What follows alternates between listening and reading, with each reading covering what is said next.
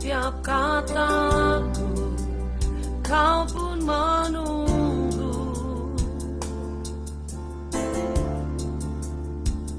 Tak kusangka ku temukan satu kasih yang abadi. Kini ku datang dan ku bawa hidupku,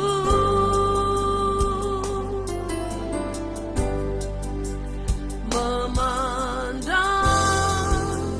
wajahmu, mengikuti kebaikanmu, mengejar hadirmu dalam hidupku,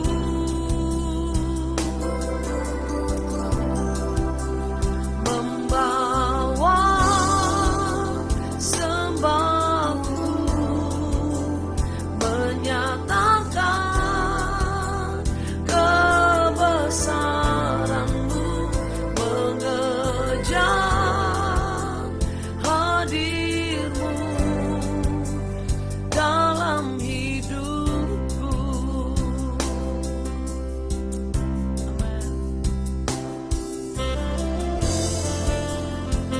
Haleluya, ku mau memandangmu Tuhan.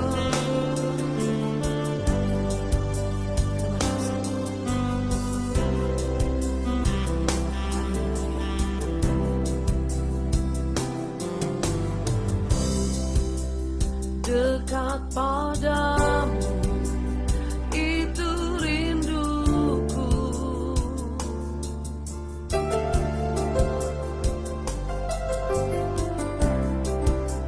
Setiap nafasku kau ku menunggu.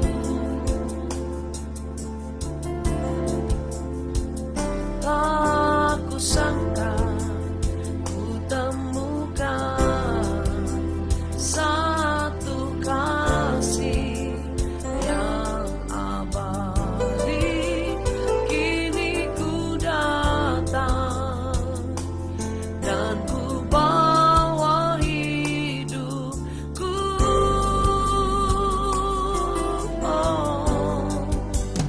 memandang wajahmu, mengikuti kebaikanmu, mengejar hadirmu dalam hidupku. Oh, membawa sembahku, menyatakan kebesaranmu, mengejar hadirmu dalam hidupku, mengejar hadirmu dalam hidupku,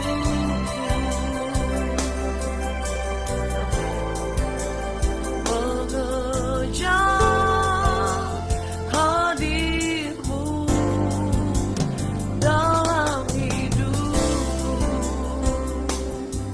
Oh, ku memandang wajahmu Tuhan, mengejar hadirmu Bapa. Terima kasih Tuhan, kami bersyukur. Haleluya. Terima kasih Tuhan Yesus. Pujian inilah yang menjadi ungkapan syukur kami. Kami mau memandang hanya kepada Tuhan, yang kasih setianya, berkatnya, rahmat, bahkan kebaikan yang tidak pernah habis dalam hidup kami. Terima kasih. Kembali hari ini hari yang baru, kami mau bersekutu dengan Tuhan. Kami buka hati kami siap terima kebenaran firman-Mu, berfirman buat kami. Di dalam nama Yesus kami berdoa, haleluya. Amin. Haleluya. Shalom. Saudara dikasih Tuhan, puji Tuhan, kita ada kembali dalam Morning Devotion. Pagi ini kita merenungkan firman Tuhan. Firman Tuhan lewat pujian juga dinyatakan bahwa kita mau senantiasa memandang kepada Tuhan. Karena ketika kita memandang pada Tuhan, kita nggak sempat lagi melihat hal-hal yang lain, saudara. Ibrani pasal 12 ayat yang kedua berkata begini. Ibrani 12 ayat 2, marilah kita melakukannya dengan mata yang tertuju pada Yesus, kepada Yesus yang memimpin kita dalam iman dan yang membawa iman kita itu kepada kesempurnaan, yang dengan mengabaikan kehinaan tekun memikul salib, ganti sukacita yang disediakan bagi Dia yang sekarang duduk di sebelah kanan tahta Allah. Saudara dikasih Tuhan, bahwa firman Tuhan mengingatkan kita, marilah kita melakukannya dengan mata yang tertuju kepada Yesus. Artinya kita harus fokus, sama-sama bilang fokus. Mata yang tertuju pada Yesus, tujuannya mata kita tidak kemana-mana. Mata kita tujukan bukan kepada hal-hal yang bisa menggoyahkan iman kita, tetapi mata yang selalu tertuju kepada Allah kita, Allah yang ajaib. Nah, saudara yang dikasih Tuhan, kenapa? Ini berkaitan dengan firman yang kita dengar beberapa hari yang lalu, bahwa hidup ini kita semua dalam pertandingan, dalam perlombaan, ya kan? Banyak yang mengelilingi kita, banyak yang menyaksikan kita, bagaikan awan yang mengelilingi di ayat yang pertama. Tetapi kita mau fokus ayat yang kedua, marilah kita melakukan apa? Melakukan perlombaan tadi, berlomba dengan tekun. Artinya kita melakukan semua yang Tuhan percayakan, yaitu pertandingan iman, perlombaan dalam hidup ini. Lakukan dengan mata yang tertuju kepada Yesus, artinya dengan fokus. Amin. Kita harus fokus, karena setiap perjalanan hidup kita pasti ada tujuannya. Tuhan gak sembarangan memberikan kita kesempatan untuk hidup atau memberikan hidup buat kita sampai hari ini. Tidak banyak orang punya kesempatan hidup sampai hari ini, tapi kalau kita masih ada, diberikan kesempatan untuk hidup karena ada tujuan. Sama-sama hidup saya ada tujuan. Bilang sama-sama saya, katakan hidup saya ada tujuan. Nah, untuk mencapai tujuan, setiap orang harus fokus. Saya harus fokus, saudara harus fokus. Seperti saudara mungkin cari sebuah alamat, mau pergi ke satu tujuan yang belum pernah saudara tuju, atau belum pernah kita pergi sebelumnya. Kita harus fokus cari alamat tersebut. Kalau bisa kita lihat GPS, kita sudah lihat alamatnya, kita sudah tahu tempatnya, detailnya. Tapi sekarang ini zamannya GPS, kita bisa lihat itu melalui Google Maps ataupun Waze, begitu kan ya. Nah, kadang-kadang kalau kita lihat Google Maps atau kita lihat GPS itu, tapi mata kita nggak fokus, kita lihat chat yang masuk, kita lihat jalanan yang mungkin crowded gitu ya, kita lihat sekeliling kendaraan yang begitu banyak, atau lihat situasi yang lain di luar GPS, kita bisa bingung, saudara.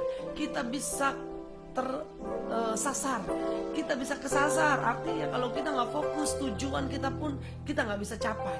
Nah, hari ini Tuhan ingatkan kita, seperti orang yang sedang mencari alamat, sebuah alamat, dia harus lihat GPS, lihat maps, itu pun harus fokus. Waktu masuk ke jalan-jalan yang kecil, gang-gang tikus, kita harus fokus belok yang mana ya.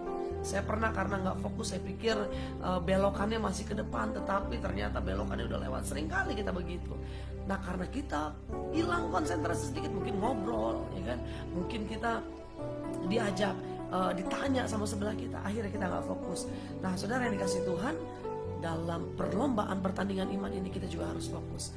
Jangan hilang konsentrasi. Ada orang yang ngajak ngobrol di sebelah kita, mungkin dia coba mau sharing sesuatu atau mau mengingatkan sesuatu, tapi kalau kita membuat kita nggak fokus sama Tuhan, tinggalkan itu, saudara. Jangan pernah kita buang waktu untuk hal-hal yang nggak penting, yang bisa membuat kita hilang fokus. Jangan sampai hilang fokus, saudara. Nah, begitu juga orang yang sedang lari dalam maraton. Saya percaya fokusnya dia hanya pada garis finish. Tujuannya dia hanya pada garis finish line, saudara. Nah, apa yang terjadi waktu dia nggak fokus? Dia lihat di jalan ada orang selfie, dia lihat di jalan sebelah lagi ada orang jual cimol gitu kan ya, atau ada orang jual cendol, dia nggak fokus. Wah, haus nih, lapar nih. Dia mulai hilang fokus, dan akhirnya apa yang dia mau capai, apa yang dia mau lakukan, dia harusnya capai target, atau dia punya waktu-waktu yang harus diperjuangkan karena ada waktunya dalam mencapai satu perlombaan itu. Dan apa yang terjadi? Karena hilang fokus, dia kehilangan konsentrasi, akhirnya dia kehilangan kesempatan untuk menjadi juara dan mencapai garis akhir dengan finishing well.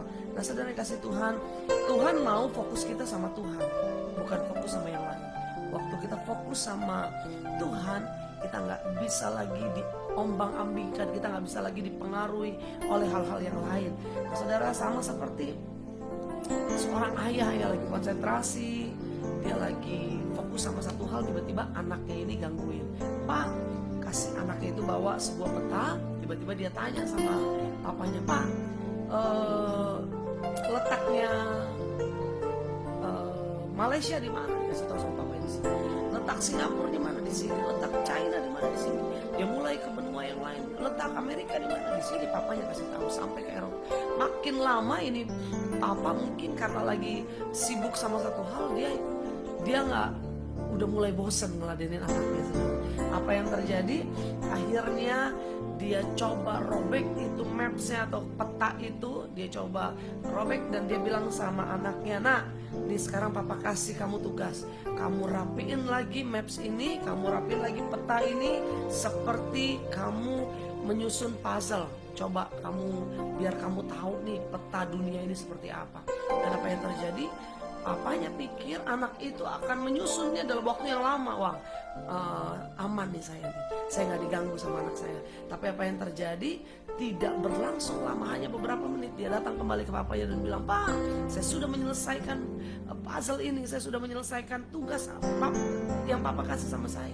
Dan papanya bingung, kenapa dia bisa dengan mudahnya? Wah, anak ini pintar berarti. Ternyata kuncinya waktu ditanya, "Nak, kamu hebat ya, kenapa kamu bisa cepat menyelesaikan puzzle ini?"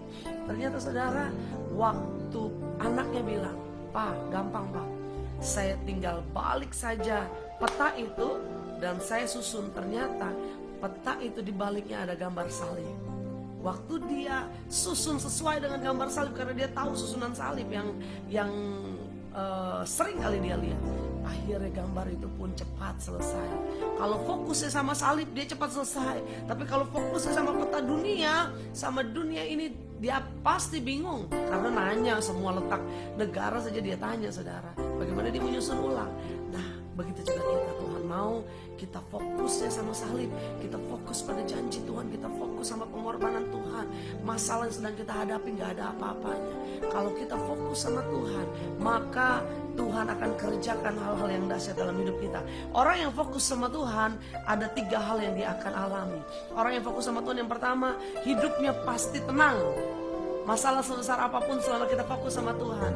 Seperti pujian tadi, memandang wajah-Mu, menyatakan kebesaran-Mu, kita fokusnya memuliakan Tuhan aja, maka hidup kita akan tenang. Apa yang dikatakan oleh firman Tuhan dalam Yesaya pasal yang ke-30 dikatakan begini, saudara. Yesaya pasal 30 ayat 15, sebab beginilah firman Tuhan, ayat 15.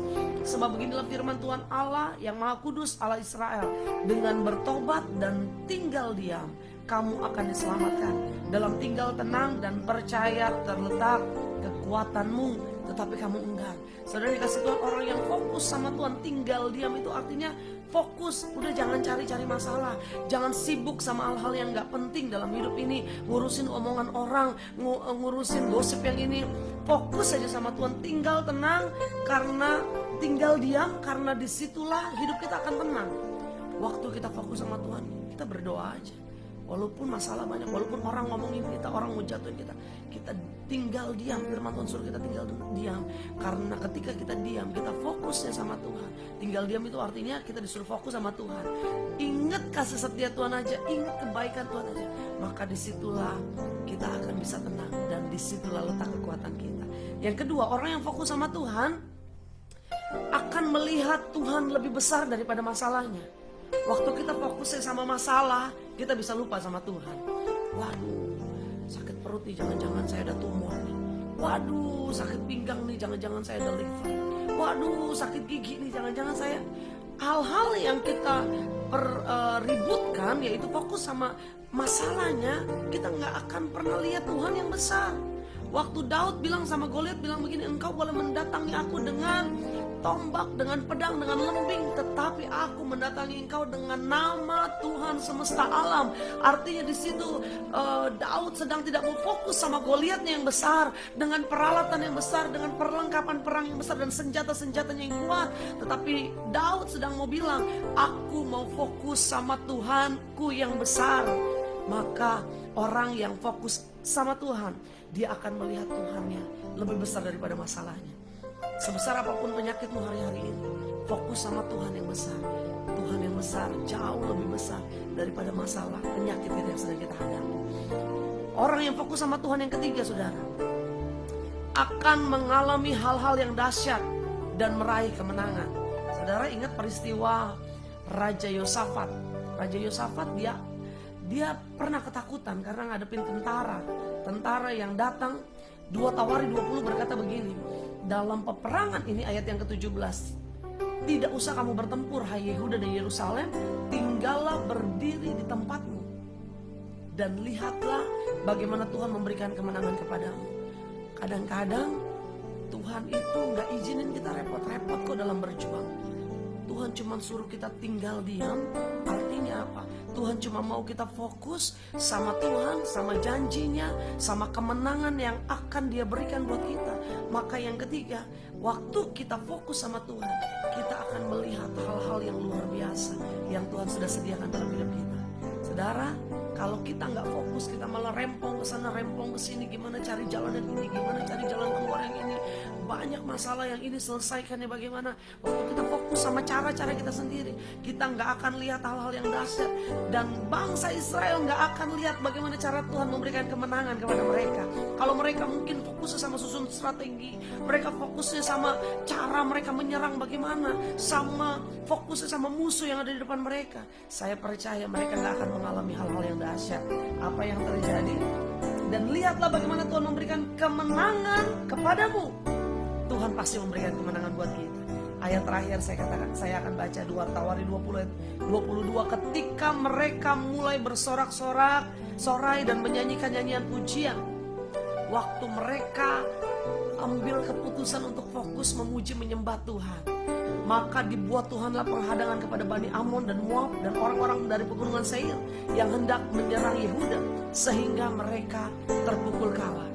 Ayo fokus, kita memuji Tuhan aja, kita menyembah Tuhan aja.